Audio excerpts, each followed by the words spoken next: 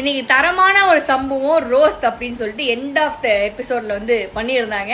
ஆக்சுவலாக அதில் பார்த்தீங்க அப்படின்னா அர்ணவ் மேலே ஏகப்பட்ட பேர் உள்ள செம்ம கான்ல இருக்காங்க. அண்ட் அதே மாதிரி பார்த்தீங்கன்னா முத்துக்குமரன், அருண் அண்ட் தீபக் வந்து அர்ணவ் உள்ள வரட்டும் அப்படின்னு இருக்காங்க. நாளைக்கு உள்ள வந்ததுக்கப்புறம் சம்பவம் பெருசாக இருக்கும் போல இருக்கு.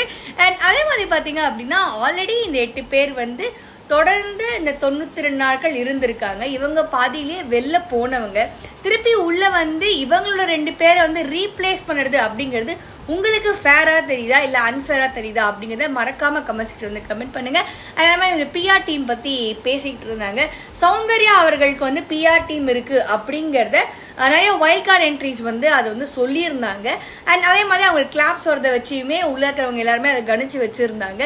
எஸ், அவங்களுக்கு இருக்கிறதுக்கு ஓகே ஃபைன், பட் எல்லாருக்குமே இருக்காங்க. ஒரு ஃப்ரெண்டு பண்ணாலுமே அது அவங்க ஹெல்ப் தானே பண்ணுறாங்க. அப்போ அதுவுமே பிஆர் கணக்கில் தான் வரும் அப்படின்னு நான் நினைக்கிறேன். அதே முத்துக்குமரன் வந்து தன்னை நிரூபிக்க ஆரம்பித்து விட்டார். நான் பண்ணது தப்பு, நான் வந்து இப்படி ஒத்துக்கணும் அப்படி ஒத்துக்கணும். அது வந்து ஜாக்கும் ரயானும் வேற வந்து கண்டுபிடிச்சிட்டாங்க.